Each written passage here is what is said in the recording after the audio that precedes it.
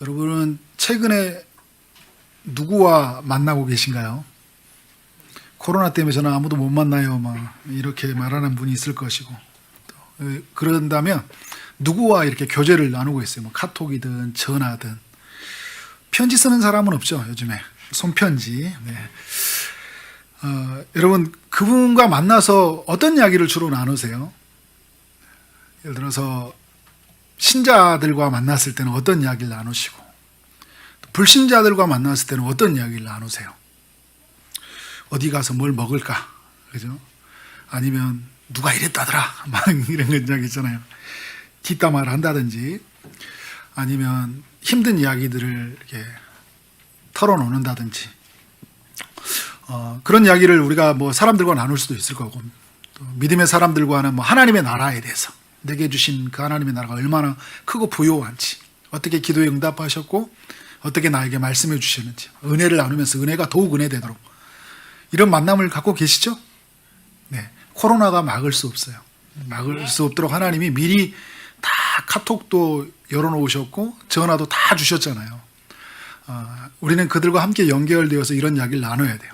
많은 불신자들을 우리가 만나게 되죠. 가정에서도 있고 일터에서도, 또 사람들과 관계성 속에서 만나게 되는데, 그들과 어떤 이야기를 나누는 것 같아요?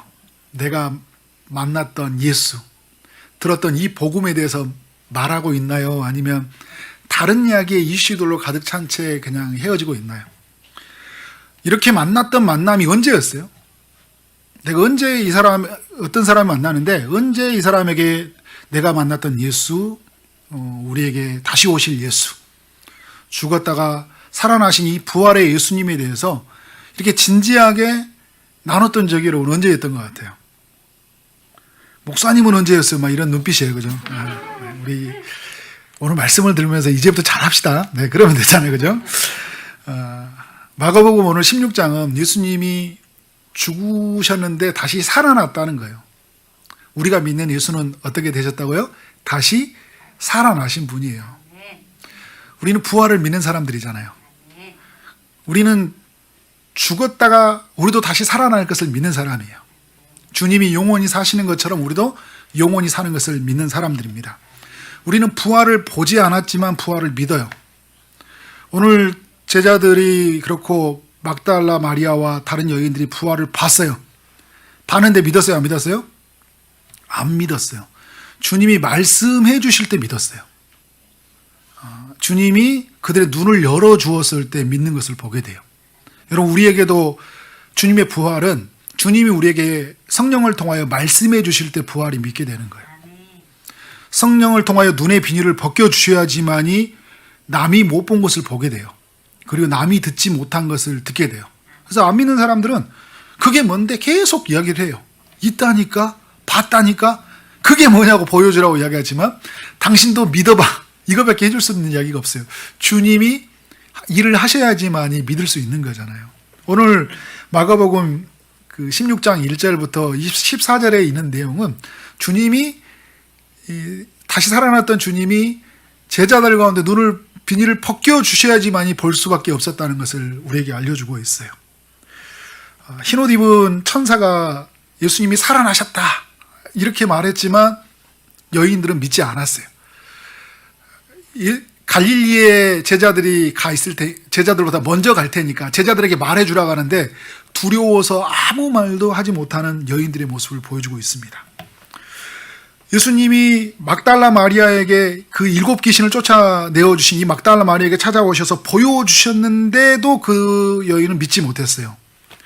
12절에 두 제자, 엠마오로 내려가는 두 제자에게 보이셨는데도 어떻게 해요? 예수님을 믿지 못하고, 그리고 14절에서 13절 14절에서 11제자에게, 그 먼저 엠마오로 가는 두 제자가 예수님의 제자들에게 예수님은 살아나셨습니다, 내가 봤습니다, 이렇게 말을 해주는데도 불구하고 안 믿었어요. 예수님이 직접 나타나 보이셨는데도 안 믿어지는데 주님이 말씀하시고 책망하시면서 그들은 어떻게 돼요? 예수님을 믿는 믿음이 생겨난 거죠. 요한복음과 같은 경우에는, 도마 같은 경우에는 8일이 지나서야 예수님 직접 다시 보여주셔서 만지게 하심으로 말미암아 믿게 하시는 이런 것을 보여주고 있는 거예요. 근데 여러분, 우리는 보여주지는 않았지만, 만지지는 않았지만 우리가 믿음으로 보고 믿음으로 만진 바 되었다는 거예요. 이게 은혜인 거예요. 이게 놀라운 하나님의 역사인 것이죠. 여러분, 이 은혜를 경험하셨습니까? 예수님의 죽음과 부활이 믿어지신가요? 예수님이 이 죽음과 부활을 경험한다는 것은 굉장히 중요한 거예요. 우리가 종교로 우리가 만나는 것이 아니라 우리가 복음으로 주님을 만나는 것이라고 이야기를 하잖아요. 주님의 이 복음으로 만난다는 건 뭐냐면, 오늘 15절에 보면 이런 말씀이 있죠. 15절 말씀을 볼까요? 또 이르시되 너희는 온 천하에 다니며 만민에게 복음을 전파하라. 제자들에게 부활하신 주님이 찾아오셔서 온 천하에 다니며 이 만민에게 복음을 전파하라고 했어요. 제자들은 먼저 이 복음의 소식을 먼저 경험한 사람들이잖아요. 복음이라는 게 뭐예요?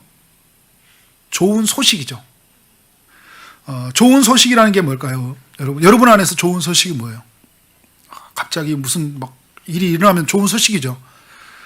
우리 아들이 군대에서 이제 제대했어요. 그죠? 저 이제 이런 곳에 들어가게 됐어요. 이런 일이 생겼습니다. 이런 좋은 뉴스들이 많이 있어요. 근데 우리 인생의 가장 좋은 뉴스는 뭐예요? 예수님이 이 땅에 오셨다는 거. 그분이 우리를 죽음에서 건져내셨다는 거. 근데 그분이 오셔서 죽음에서 건져내시기 위해서 우리를 위해서 죽으셨고 그분이 먼저 살아나셨다는 거예요. 그래서 첫 열매라고 하죠. 부활의 첫 열매고 우리를 부활의 다음 열매라고 하죠. 그죠? 우리에게 그런 소식이 임했다는 거예요. 여러분, 감옥에 갇혀져 있는 사람에게 가장 좋은 소식이 뭘까요? 사형 선고를 받은 사람에게 가장 좋은 소식은 뭘까요? 당신의 죄가 사면됐습니다. 사해졌습니다. 이제 당신은 감옥에서 나갈 것입니다. 이보다 더 좋은 소식이 어디 있어요? 그런데 여러분, 감옥에서 나온 사람에게서 두려움은 뭐예요? 이제 앞으로 어떻게 살아가냐가 관건이죠. 왜? 나는 죄수로 살아야 되잖아요. 기회가 없을 거예요. 낙인 찍힌 인생으로 살 거예요.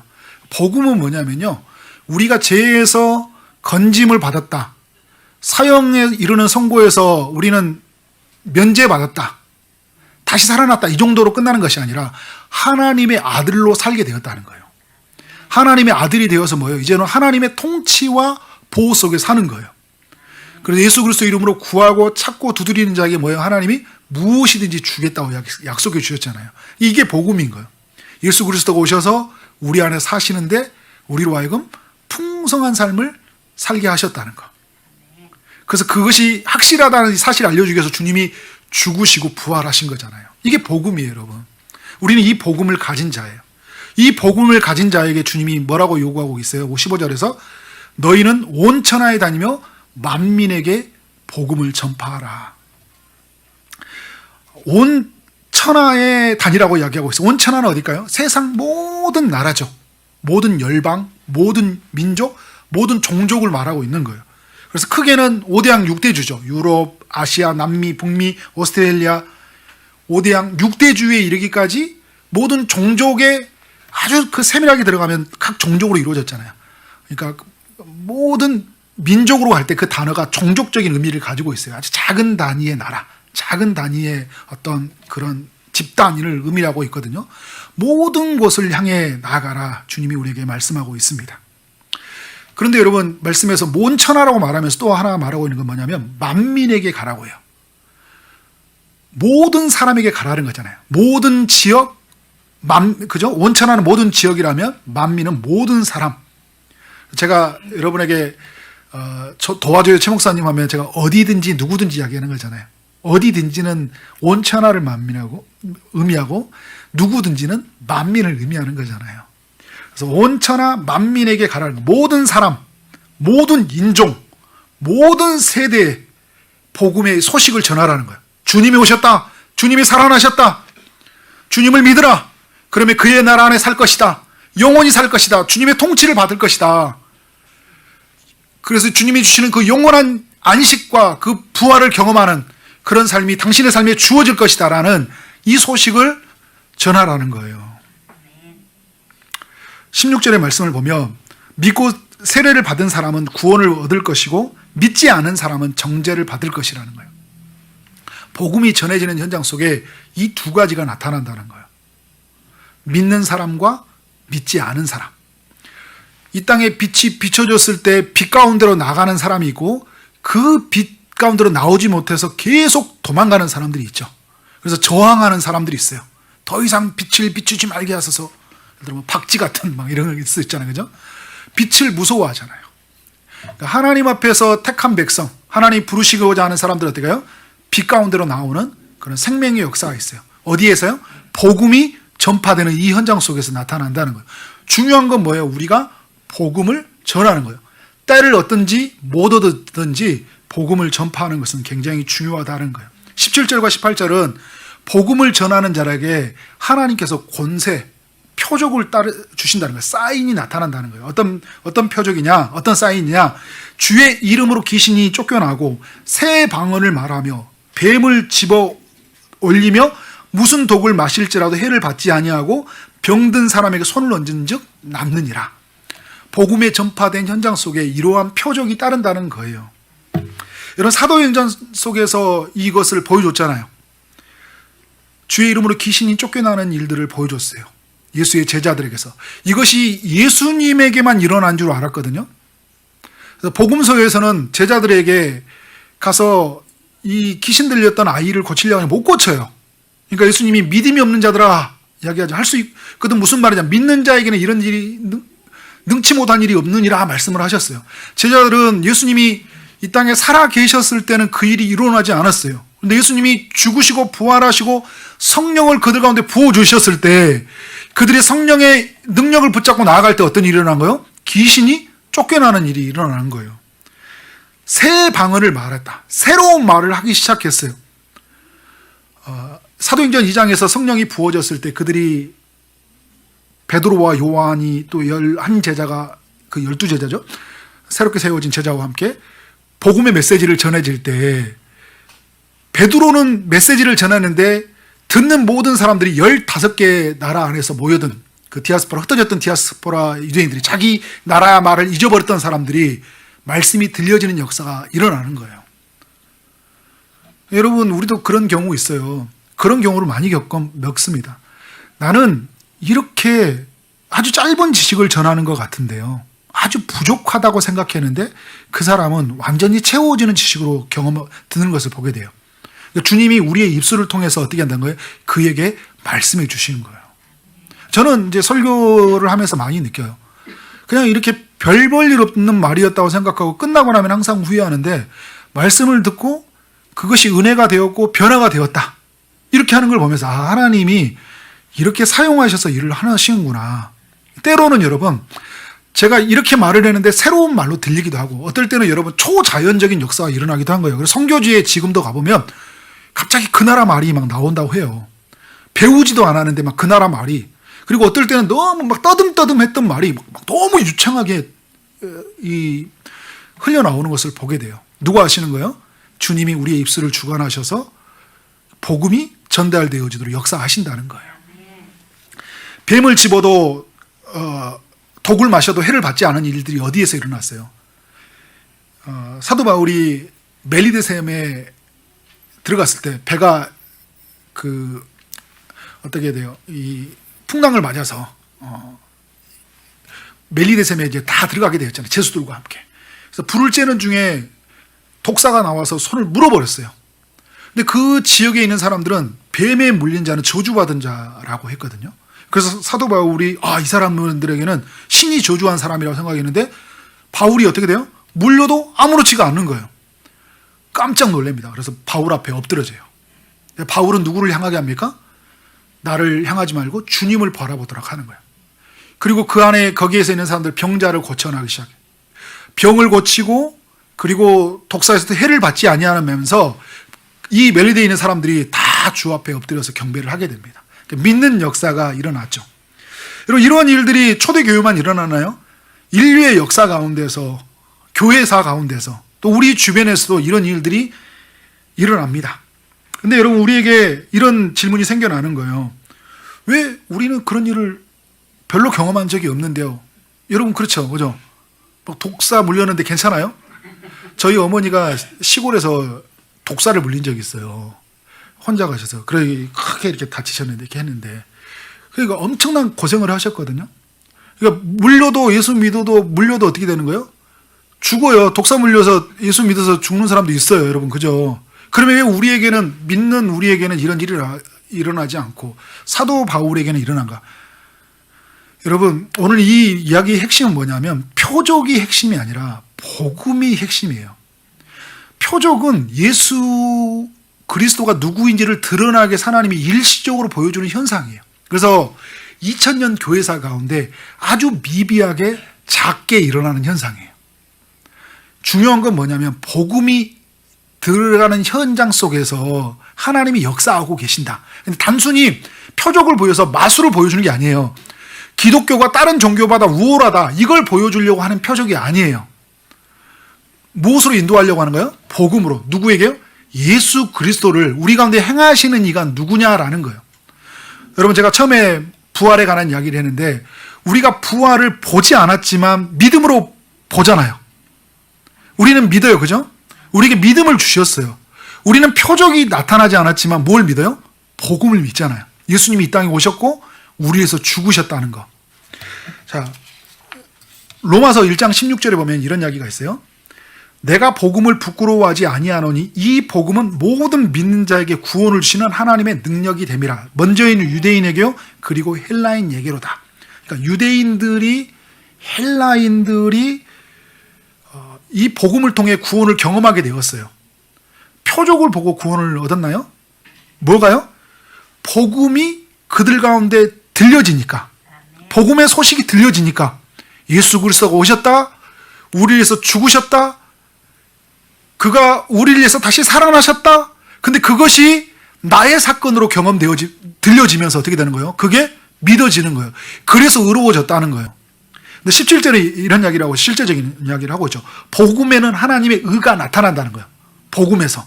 이 소식에서 하나님의 의가 나타나서 어떻게 한다고? 믿음으로 믿음에 이르게 한다는 거예요. 오늘 우리로 하여금 믿게 하는 역사가 일어난다는 거예요. 그래서 믿음으로 말미암아 우리는 어떤 일이 일어나는 거예요? 구원 얻게 되고, 그 그리스도의 부활에 우리는 참여한 자가 되고, 우리는 하나님의 나라에 들어간 자가 되어버리잖아요. 그래서 여러분, 우리에게 삶 속에서 왜 이런 표적이 나타나지 않냐라는 것이 관심이 아니라 복음이 우리 가운데 어떻게 역사하냐를 보시면 돼요. 아무런 표적이 나타나지 않지만 우리가 전하는 이 복음 속에 능력이 있기 때문에 우리는 어떻게 돼요? 담대하게 나아가야 된다는 것이죠. 그래서 여러분, 우리가 표적을 구하는 것이 아니라 복음이 능력 가운데 역사하도록 저 사람의 심령에 뚫고 들어가서 그 굳어있는 마음을 깨트려 주시고, 그 다른 신에 붙잡혀 있는 것을 놓게 하시고 예수 그리스도를 붙잡고 그 생명 안에 거할 수 있도록 어떻게 하는 거예요? 우리는 복음을 전파하는 거예요. 우리가 할 수 있는 일은 뭐냐면 복음을 전파하는 거예요. 그러면 그 복음 자체에서 믿는 자가 일어날 것이고 믿지 않는 자가 나타나는 거예요. 그러니까 나를 바라보지 않고 누구를 바라보는 거예요? 주님을 바라보고 내게 주시는 일러준 이 말을 그냥 말하는 거예요. 놀라운 일이 일어나요. 제가 저희 그 아버지를 전도하려고 이제 예수를 딱 처음 믿고 났을 때 가장 먼저 생각나는 사람이 저희 아버지였어요. 부모님을. 근데 저희 아버지와 저의 관계는 굉장히 이렇게 어려운 관계였거든요. 아버지는 뭐 늘 술 드시면 때리시고 막 이렇게 집안을 함부로 하시고 막 이런 역할이었기 때문에 제가 예수 믿고 나서도 아버지와의 관계가 굉장히 이렇게 서먹서먹하고 어떻게 관계를 이루어야 될지 몰라요. 그런 제 마음속에 아버지를 구원해야 했다는 생각이 막 간절한 열망이 들더라고요. 아버지에게 식사를 할 때 어떤 이야기를 할까 막 가기 전에 막 온갖 원고도 써보고 이런 이야기 막 전략을 짜서 했어요. 이야기가 안 나오더라고요. 막 두렵고 떨리고. 근데 밥 먹다가 아버지 이러다가 갑자기 밥 먹다 이렇게 이야기 나오니까 왜? 이번 주 일요일 날 뭐예요? 그러니까 뭐지? 뭐 없지? 그러더라고요. 그래서 저랑 같이 교회나 갈래요? 그랬더니 가자 그러는 거예요. 그래서 아버지 모시고 갔어요. 그러니까 어머니도 아버지가 아니까 다 따라오시고, 그죠? 이게 뭐냐면 여러분 뭐예요? 제가 뭐 아버지에게 왜 교회를 가야 되는 이유를 설명했어요? 제가 미리 전략을 짜고 아버지 가야 될 이유 뭐 100가지 이유 이런 이야기 안 했거든요. 아버지 이번 주 뭐예요? 뭐 이런 이야기 했는데 저도 제가 교회에 나온 이유가 뭐예요? 갑자기 있던 직장 상사가 야 재만석 너 이번 주 똑같은 거예요. 교회 뭐냐? 그러니까 뭐 없는데 일요일 날 교회 갈래? 그랬더니 교회 뭐 있어요? 그랬더니 교회 뭐 있어요? 그러니까 교회 가면 여자 많이 있지. 그러니까 그래요? 한번 가봐야 되겠네. 그래서 왔다니까요. 저는 여자 안 만나고 누굴 만났어요? 예수님 만난 거예요. 말씀을 듣는데 듣는 중에 믿음이 생겨났어요. 뭘 보여주지 않았거든요. 저에게 막 병자가 나타나고 막 귀신이 쫓겨나는 모습. 제가 교회 처음 와가지고 금요 철학에도 이렇게 가는데 김인주 목사님이 이렇게 귀신 들린 사람이라고 앞에 나와가지고 막 귀신을 쫓아내더라고요. 근데 그 처음엔 믿음이 없으니까 와, 저 완전 쇼하고 있네. 저 장사하려고 있잖아요. 와, 저렇게 믿게 하려고. 그게 좀 믿어지지도 않아요.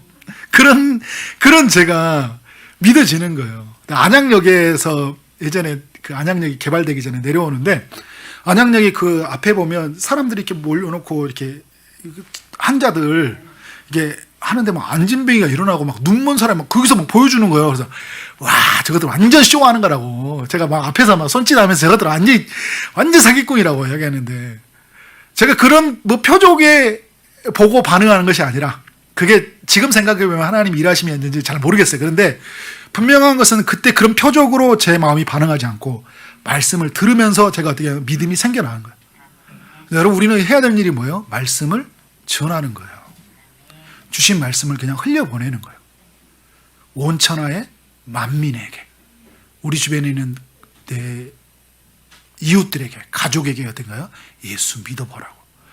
그래서 사마리아 여인처럼 이야기해보잖아요. 와 보라, 우리 목사님 말씀 들어봐라. 그래서 목사님 말씀 들었는데 말씀이 막 은혜가 안 돼요. 내가 봐도. 제가 예전에 저희 직장 다닐 때 직장에 있는 동료들을 그 아침부터 가가지고 계속 교회 와봐라. 목사님 얼마나 말씀이 좋아하는지 몰라. 엄청 은혜된다 이야기했더니 얘들 다 데리고 왔어요. 그리고 중요한 이야기, 여자 많이 있다. 그러니까 그 애들도 우르르 따라왔어요. 우르르 따라왔는데 아침부터 너무 전도를 많이 해가지고 제가 너무 졸린 거예요. 말씀을 전할 때 계속 졸았어요. 그랬더니 동생이 한 명이 와가지고 형, 아니 교회 가면 뭐 은혜가 넘친다 뭐 어쩐다 하더니 형은 왜 이렇게 졸아? 그러니까 너무 야 아침부터 너희들 깨우려고 하다 너무 내가 졸려서 그런 거야. 평상시 별로 안 졸아 막 이렇게 했는데 그 다음부터는 막 손을 꼬집고 막 했는데요, 그죠? 근데 여러분 이 하나님 나라 이 복음이 말씀을 듣게 되었을 때, 말씀이 흘려졌을 때 그들 안에 변화가 일어나요. 그래서 여러분 제 직장 안에서 오래전 이야기지만 제 아내는 옛날 이야기지만 그만 오늘 생생하게 살아있는 간증의 이야기를 하고 하는데 그때 그런 일이 일어났어요. 막 직장에서 막 소그룹이 4개씩 만들어지고, 그죠? 제가 유창한 말을 할 줄 알아서 제가 복음에 대해서 명확한 지식이 뭐 분명히 성경을 많이 알아서 하는 게 아니라 그냥 말했어요. 그냥 교회 가면 여자 많이 있어 와서 이렇게 이야기 이 정도 이야기했는데 듣고 오더니 그들이 누구를 만나냐면 예수님을 만나는 거예요. 여러분 그러니까 와서 지금 목사님 왔는데 오늘 말씀이 은혜가 막 안 될 때 있죠, 그죠? 너무 어려울 때 있어요. 그런데 중요한 거 있어요. 하나님의 성령이 임하시면 목사님을 통해서 저 흘려나온 말씀을 통해 듣게 될 줄 믿습니다. 그죠? 저를 바라보시고 제가 얼마나 말을 잘하고 설득력 있고 논리적이냐가 중요한 게 아니라 성령의 어떻게 나타나심이냐가 중요하잖아요. 성령님이 일하시도록, 그래서 여러분이 또 통해서 어떻게 하나님 말씀이 흘러갈지에 늘 관심을 가지고 말씀을 전하는 여러분이 되었으면 좋겠습니다. 그래서 오늘 여러분 이 말씀을 우리 삶으로 한번 가지고 와서요. 우리는 부활을 믿는 사람들이잖아요. 우리는 부활을 경험한 사람들이에요. 우리는 다시 살아나는 자들이잖아요. 우리는 이 복음을 받은 사람들이에요. 이 복음을 받은 우리가 오늘 15절의 말씀을 가졌던 이 말씀을 어떻게 해야 돼요? 너희는 온 천하에 다니며 만민에게 복음을 전파라는 이 준엄한 명령을 우리의 가슴에, 우리의 인생 속에 새겨야 된다는 거예요. 그렇게 여러분 마음에 새기길 바랍니다.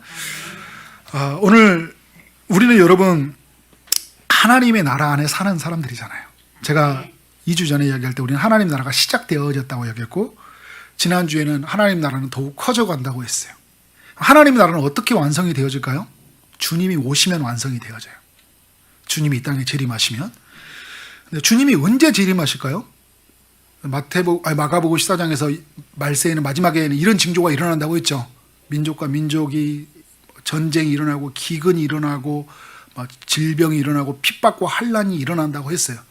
말세에 일어난 징조 중에 하나예요. 이런 징조는 역사 속에 일어났고 더욱 강하게 일어나고 지금도 일어나고 있어요. 근데 언제 끝이 오냐?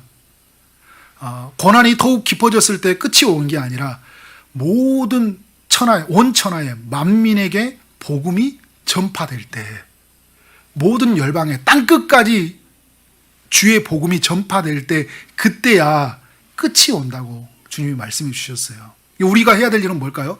이런 세상에 일어나는 전쟁과 전염병과 이런 소식들이 보면서 주님의 끝이 다가오고 있구나. 그럼 우리는 그런 것을 바라보면서 우리 한편에서 뭘 할까요? 주님이 오시는 이 날에 마지막 그때에 그 영광스럽게 하나님 앞에 나라에 거할 수 있도록 어떻게 할까? 우리는 복음을 전파하는 거예요. 그가 받든지 안 받든지 우리는 어떻게 해요? 마음을 다하여 힘을 다하여 정말 사도 바울이 말한 것처럼 내 생명을 조금도 아끼지 아니한다는 마음처럼 누군가의 구원을 위해서 내 생명을 거는 그런 거룩한 열정으로 나아가는 우리가 되어야 될 줄 믿습니다. 여러분, 우리는 지금 그 어느 때보다 풍요로운 시대를 살고 있잖아요. 그런데 이 시대가 우리로 하여금 이 거룩한 전도의 열정을 막게 만들고 있다니까요. 우리가 MZ세대라고 이야기하잖아요. 너무 개인화된 시대를 살고 있어요. 컴퓨터와 또 인터넷 이런 여러 가지 스마트폰을 통해서 어떻게 된 거예요? 이제는 누구와 접촉이 되지 않고도 나 혼자 살아가는 시대가 되어버렸어요. 전에는 공동체와 어울리지 않으면, 공동체 안에 머물러 있지 않으면 내가 손해를 많이 보기 때문에 어쩔 수 없이 그 사람하고 관계를 맺어야 돼요. 그런데 지금은 어떻게, 그 사람하고 관계를 맺지 않아도 내가 얼마든지 내가 원하는 것, 내가 필요한 것을 다 얻을 수 있잖아요. 그러니까 점점 이제는 어떻게 돼요? 더 개인화된 시대를 살고 있어요. 개인화된 시대를 살다 보니까 우리는 다른 사람에 별로 관심이 없는 거예요. 누가 죽든지 관심이 없어요. 여러분, 지금 전쟁이 일어나는데 어떻게 하고 있어요? 스타벅스 커피숍에서 스마트폰 보면서 우리 전쟁의 소식을 보고 있잖아요. 이게 마치 뭐 남의 집 불구경하듯이 별로 전쟁이 끝났으면 좋겠다 싶지만 어떻게 우리의 마음에는 별로 이렇게 동질감이 형성이 안 되는 거예요. 우리나라는 그래도 전쟁을 겪었던 나라라서 많이 같이 동질화가 되었지만 그런 마음이 우리 안에 머물러 있지 않은 건 뭐예요? 너무 우리는 개인주의화돼 있다는 거예요. 개인화돼 있다. 나의 구원, 나의 취미, 나의 누리는 거 조금 더 확장되면 내 가정으로만 머물러 있어요. 또 교회도 우리 교회만 되어 있는 거예요. 내 개인의 삶을 뛰어넘어야 돼요. 공동체로 이어져야 되고, 그리고 하나님의 나라로 우리는 가야 되고, 우리 주변에 있는 사람, 신음하고 고통하고, 그리고 하나님의 그 복음의 빛을 비추지 못해서 어두움 가운데 있는, 흑암 가운데 있는 사람들을 볼 수 있는 눈이 있어야 돼요. 주님이 우리에게 빛이라고 말씀하셨잖아요. 이 빛을 어떻게 해야 돼요? 그들에게 비춰줘야죠. 그래서 생명 가운데로 초대해야 되는 거예요. 우리는 소금이라고 이야기하잖아요. 그래서 부패하고 타락한 세상 속에 살아가는 사람들에게 그들을 정화시키도록 우리는 파송된 사람들이니까 우리는 나가야 돼요. 개인화된 벽을 완전히 깨트려야 돼요. 사람들 속에 들어가야 돼요. 사람들에게 예수의 그리스도의 사랑을 나눠줘야 돼요. 우리는 지금 너무 좋은 게 많아요. 그리고 해야 될 것이 너무 많은 것 같아요. 내 집 마련도 해야 되고 자녀도 키워야 되고 할 게 너무 많아요. 근데 이런 할 걸 너무 많다 보니까 뭘 못해요? 하나님 나라 안에 이 복음을 전하는 이 사명을 못해요. 그러니까 집안에서 해야 될 일이 너무 많으니까 내가 오늘 그들과 함께 만나서 그들과 함께 은혜를 끼쳐주고 복음으로 이끌어주는 그런 시간이 없는 거예요. 막 경쟁에서 살아남아야 되니까, 오늘도 치열하게 일해야 되니까. 근데 오늘 또 그 복음의 소식이 들리지 않아서 죽어가는 영혼을 그 소리를 예면해버리고 우리가 살아가고 있다는 거예요. 근데 여러분, 어느 시대 되다 보니까, 어느 순간 되다 보니까 이런 소리마도 전혀 안 들리는 거예요. 이제 내가 살아갈 삶, 생존, 내 목표 이런 것밖에 없는 거예요. 이런 시대를 살고 있다. 우리는 이런 시대 속에서 우리의 눈을 열어서 주님의 시선으로 바라봐야 돼요. 그러니까 우리가 주님을 바라볼 때는 우리 주님의 눈이 머물고 있는 것을 보는 거잖아요. 주님을 바라볼 때 주님의 눈이 어디에 머물고 있어요? 나를 통해서 온 세상을 구원하시는 주님의 그 시선이 있잖아요. 주님이 우리를 구원하신 것은 누군가를 구원하셔서 먼저 부르셨다는 거. 그러면 하나님이 나를 통해 누구를 구원하실까? 왜 나를 이 가정 속에 불러주셨을까 했을 때 우리의 사랑하는 가족 중에 믿지 않은 사람이 있으면 그들을 복음으로 이끌어야 되잖아요. 그리고 우리 주변의 이웃들을 이끌어야 돼요. 그렇게 여러분이 나아가길 원합니다. 저는 이러기 위해서 4가지의 단어를 한번 생각해 봤어요. 한번 짧게 한번 정리하고 나가도록 하겠습니다. 우리가 이 복음 전파의 사명을 감당하기 위해서 첫 번째 우리가 기억해야 될 단어는 기도라는 거예요. 어떻게 우리가 전도의 열정을 가질 수 있는가? 어떻게 우리는 원천하에 다니며 복음을 전할 수 있는가? 만민에게 복음을 전파할 수 있는가? 어떻게 우리는 이 부활의 소식을 증거하고 어떻게 우리는 이 거룩한 사명의 자리에 머물 수 있는가? 그 시작은 무엇일까요, 여러분? 기도예요. 여러분 건초도미 기도회라고 들어보셨죠? 1806년도에서 일어났던 그 선교 기도회 운동이에요. 5명의 그 대학교에서 만났던 지체들이, 대학생 젊은이들이에요. 20대 중반의 젊은이들이었어요. 그 젊은이들이 기도의 장소를 찾았는데 비가 너무 와가지고 그 비를 피할 수 있는 것이 바로 어디냐면 건초도미였던 거예요. 그 당시에는 이제 농사를 지었으니까 건초도미 아래에서 5명이 손을 잡고 뜨겁게 기도하는 중에 하나님의 그 성령이 강력하게 임했고 그들의 마음속에 선교의 불씨가 심어지게 되었어요. 전도하자, 복음 전하자, 온 세계에 복음을 전하자. 그래서 미국의 안에서 엄청난 전도의 운동이 일어났고 이게 유럽으로 이어졌고 여러분 어떻게 됐어요? 전 세계로 막 선교사가 파송이 되어졌고 그 선교사로 파송된 사람이 언더우드, 어펜절로 이런 모든 사람들이 선교사로 한국에 다 들어오지 않았어요. 그래서 내가 1000개의 심장을 갈지라도 조선을 위해서 바치겠다는 그런 열망들이 선교사님들 안에 일어났잖아요. 어디에서 시작됐다고요? 기도에서 시작됐다. 우리는 어떻게 전도해야 되는가? 어떻게 하나님 나라의 이 마지막 사명을 감당하냐는 것은 우리의 기도의 자리가 필요하는 거예요. 그래서 여러분 매일 시간을 정해서 기도하시고 그리고 공동체가 함께 모여서 기도하시고 기도의 동력자, 제가 수요일날 말씀을 드렸었는데 히스기야와 이사야가 그 기도의 동력자잖아요. 우리의 삶 안의 관계가 좀 기도의 동력자로 많이 이루어졌으면 좋겠어요.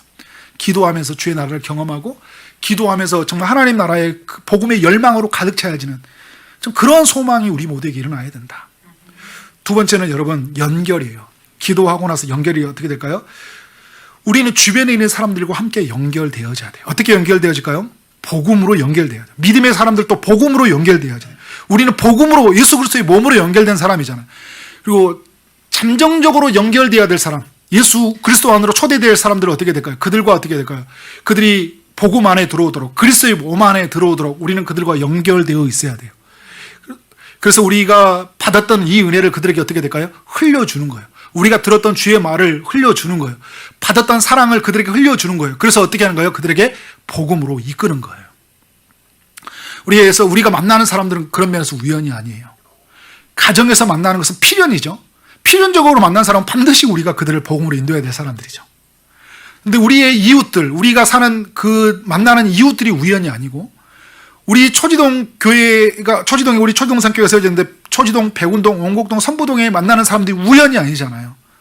이런 사람들과 어떻게 돼요? 연결돼야 돼요. 복음으로 함께 접촉해야 돼요. 그래서 복음을 나누고 복음을 심어주고 예수 그리스도를 선포하며 나아갈 때 어떻게 될까요? 그들은 믿는 자는, 복음을 듣는 자는 믿는 일이 있을 것이고 또 믿지 않은 자가 나타날 것이겠죠. 또 우리가 할 수 있는 것은 그들에게 연결되어서 복음을 전해야 돼요.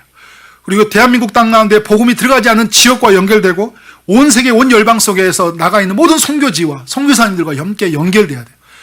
모두가 할 수 없으니까 어떻게 해요? 저는 그런 면에서 우리와 함께 하나님의 뜻 가운데 연결되어졌던 것은 너무 그것을 따라가는 너무 중요하다는 생각이 들어요. 예를 들어서 여러분, 우리와 가장 가까이 연결되어 있는 예를 들어 우리 선부동의 새생명교회와 그리고 이은명 전도사님 이런 교회들과 연결되어 가는 거죠.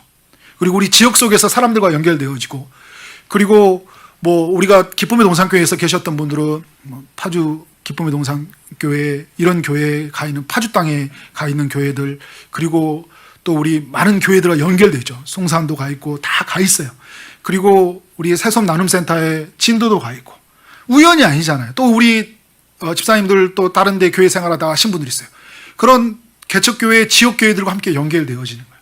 그들을 협력해주고 그들을 위해서 기도해주고 그리고 그들을 접촉점 삼아서 어떻게 돼요? 함께 복음을 나눌 수 있도록 복음을 전할 수 있도록 힘있게 함께 나아갈 수 있도록 서로 동력하고 나아가야 되는 거죠.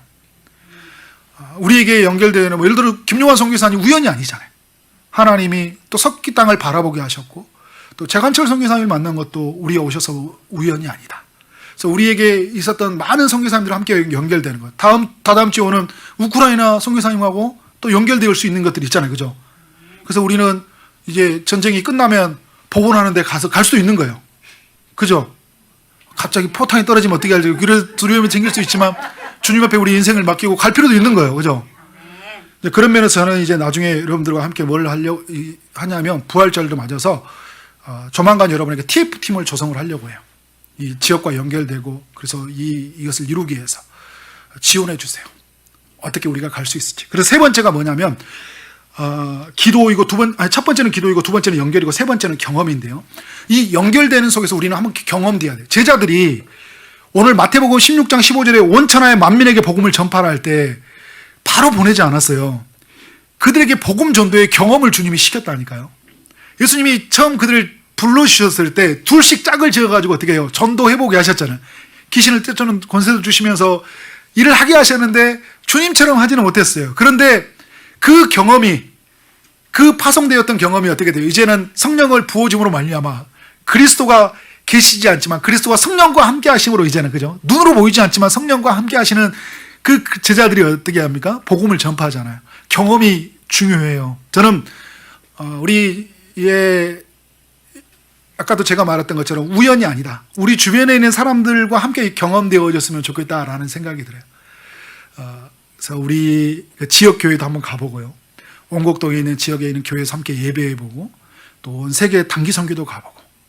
그러니까 짧게 갔다 오는 아웃리치, 그리고 여름에 그런 지역 교회와 함께 성경학교, 또 해외에 나가는 선교, 이런 일들이 우리 서희동산교회에서 많이 경험되어졌으면 좋겠다라는 생각이 들어요. 그래서 우리가 선교 중심적으로, 하나님 나라의 확장의 중심적으로 복음 전파를 할 수 있도록 지속적으로 우리를 동기를 부여시켜지고 그 나라로 가득 채워줄 수 있도록.